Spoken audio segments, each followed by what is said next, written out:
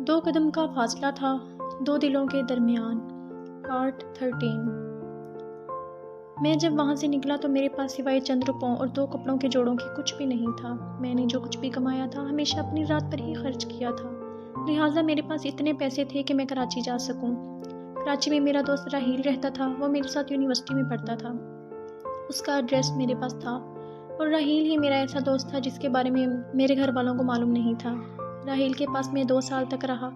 راہیل کی ایک خالہ ہمارے محلے میں رہتی تھیں، لہٰذا جب کبھی اس کی امی اپنی بہن سے ملنے جاتیں وہ میرے گھر والوں کی بھی خبر لے کر آتیں، اور وہ خبر ہمیشہ سب اچھا ہے ہی ہوتی، جس سے مجھے اپنے فیصلے پر ڈٹے رہنے کے لیے حوصلہ ملتا۔ کراچی میں رہتے ہوئے میں نے ہر پل پیسہ جمع کیا، اور پھر ہم دونوں ہی خوش قسمتی سے امریکہ آ گئے۔ وہ اتنا کہہ کر خاموش ہو گیا جیسے اپنے ماضی سے نکلنے کی کوشش کر رہا ہو۔ تو اس دوران تم نے اپنے گھر والوں سے رابطہ نہیں کیا؟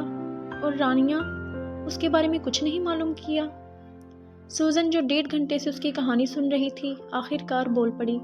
اسے یقین نہیں آ رہا تھا کہ اس کے سامنے بیٹھا ہوا شخص واقعی اتنی محبتوں کو ٹھکرا کر آیا تھا، لیکن پھر بھی اسے یقین کرنا پڑ رہا تھا کہ وہ شخص ایسا ہی تھا جو محبتوں کے بارے میں بہت ناشکرا واقعہ ہوا تھا، اور یہ تو اس کا اپنا تجربہ تھا۔ کیا تھا ایک دفعہ، وہ ہولے سے بڑبڑایا۔ جب میں کراچی سے یہاں آنے والا تھا، صبح میری فلائٹ تھی۔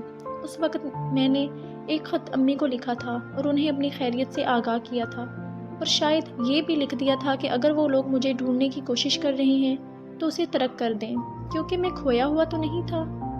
وہ پھر تھوڑی دیر کے لیے رکا تو سوزن نے بے چینی سے اس سے پوچھا، پھر؟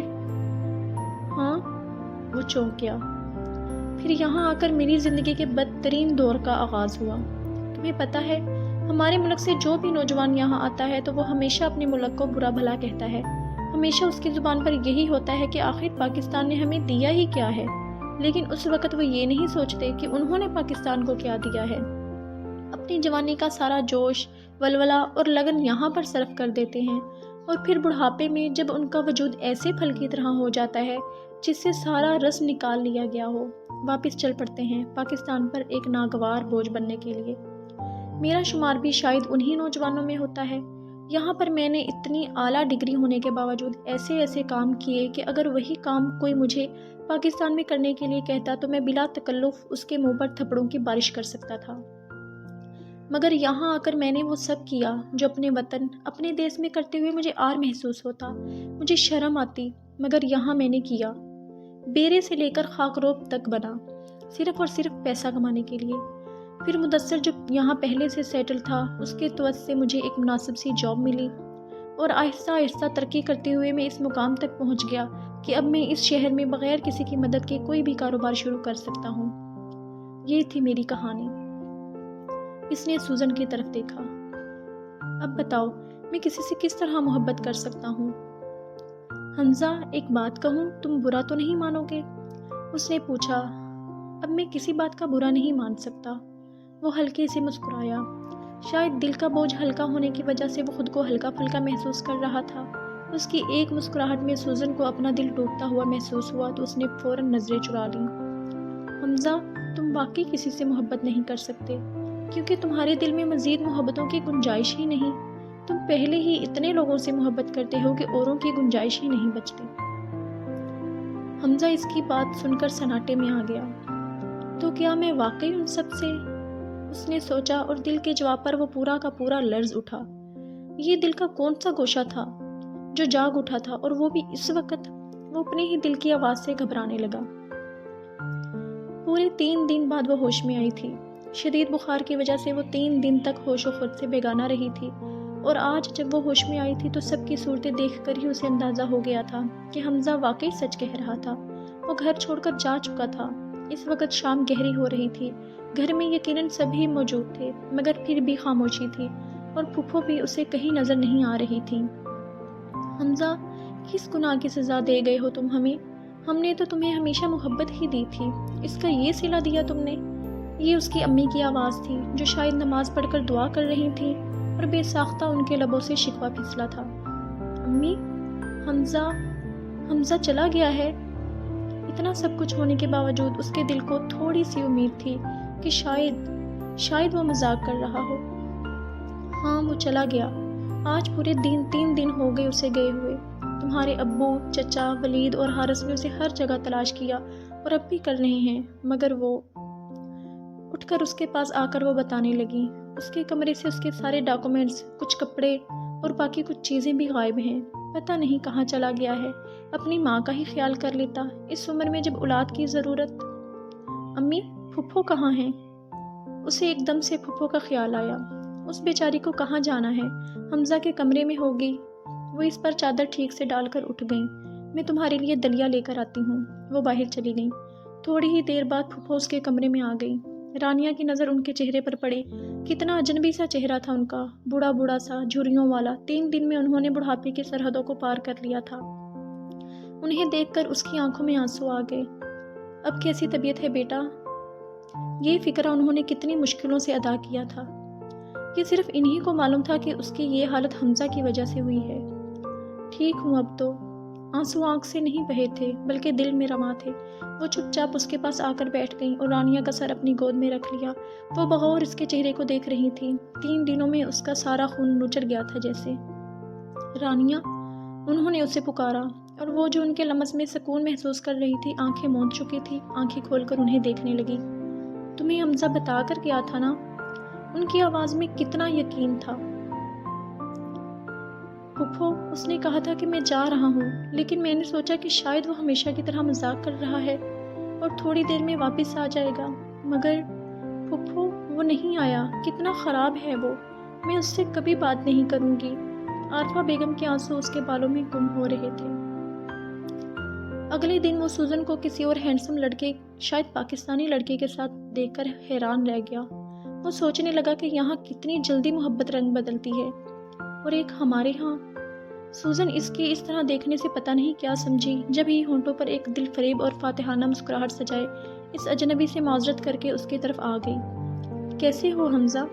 بے شک میں تمہارے سامنے جوابدہ تو نہیں ہوں، مگر پھر بھی میں تم پر یہ واضح کر دینا چاہتی ہوں کہ…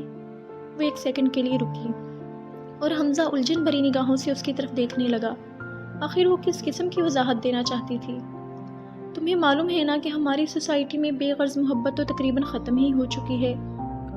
تمہارے دیس میں ابھی بھی لوگ سچی اور بے غرض محبت کرتے اور نبھاتے ہیں، اور اسی چیز نے مجھے تمہاری طرف متوجہ کیا تھا۔ کل تمہاری کہانی سنی تو مجھے اس بات کا شدت سے احساس ہوا کہ اگر تم اتنی بے غرض اور خالص محبتوں کو چھوڑ سکتے ہو تو پھر میری محبت کی تمہارے سامنے کیا حیثیت ہوگی؟ پتہ ہے میں کس نتیجے پر پہنچی ہوں؟ اس نے رک کر حمزہ کا چہرہ دیکھا۔ ایسے بندے سے محبت کرنے کا کیا فائدہ جو محبتوں کے قابل ہی نہ ہو؟ اتنا کہہ کر وہ چلی گئی، مگر اسے لگا کہ وہ بھرے مجمع میں اس پر تیزاب انڈیل گئی ہو۔ وہ دم بخود اسے جاتے ہوئے دیکھتا رہا۔ 1 مہینہ ہو گیا تھا حمزہ کو گئے ہوئے۔ زاہد صاحب نے ہر جگہ اس کا پتہ کروایا تھا، مگر وہ یہاں ہوتا تو ملتا۔ وہ 1 ہی مہینے میں کتنا بدل گئے تھے۔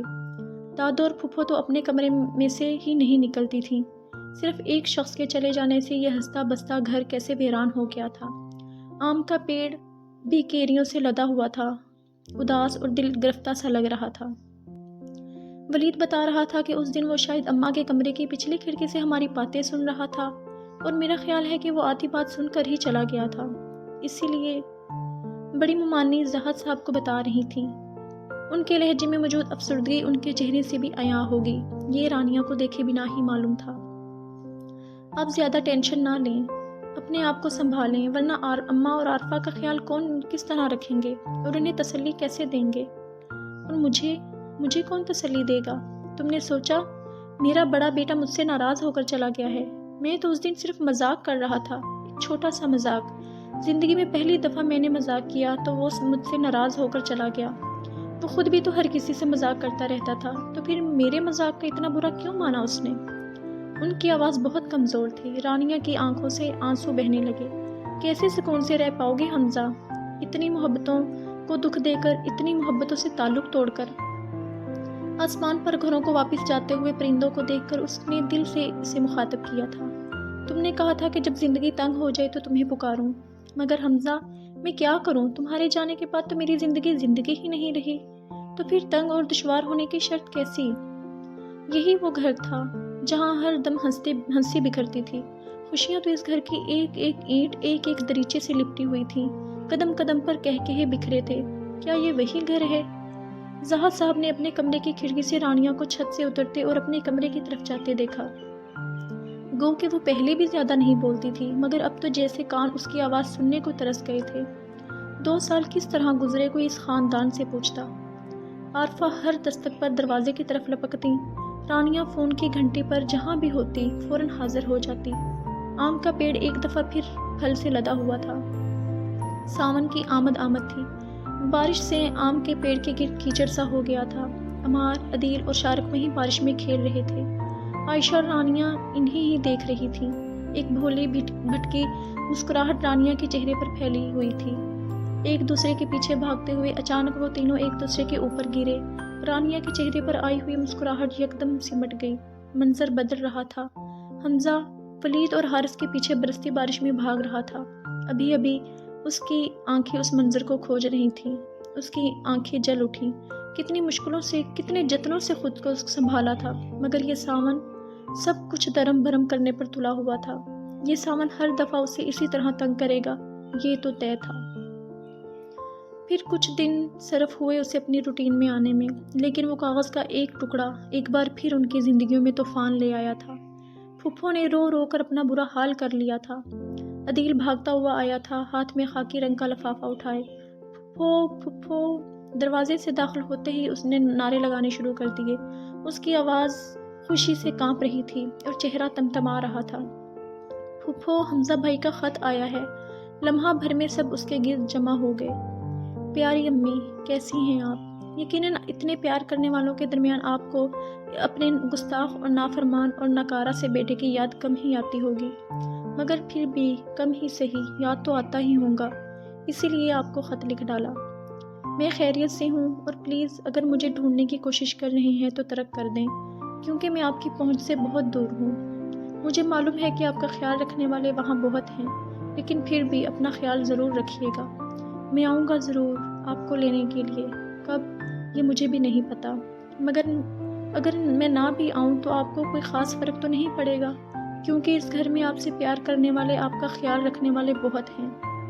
آپ کا نافرمان بیٹا حمزہ۔ حمزہ کے دماغ میں کیا کھچڑی پکتی رہی تھی، آج عارفہ بیگم کو معلوم ہوا تھا تو وہ سر پکڑ کر بیٹھ گئیں۔ اس نے یقیناً بہت سی غلط فہمیاں پالی ہوئی تھیں۔ کاش مجھے یہ سب پہلے پتہ چل جاتا۔ وہ روتے ہوئے مسلسل سوچ رہی تھی، پتہ نہیں کہاں چلا گیا ہے میرا بیٹا۔ ان کا دل بند ہوا جا رہا تھا۔ اس ناول کے نیکسٹ پارٹ کے لیے ہمارے اس چینل کو سبسکرائب کریں، اس ویڈیو کو لائک کریں، شیئر کریں اور کمنٹ باکس میں اپنی رائے کا اظہار دیں۔ شکریہ۔ اللہ حافظ۔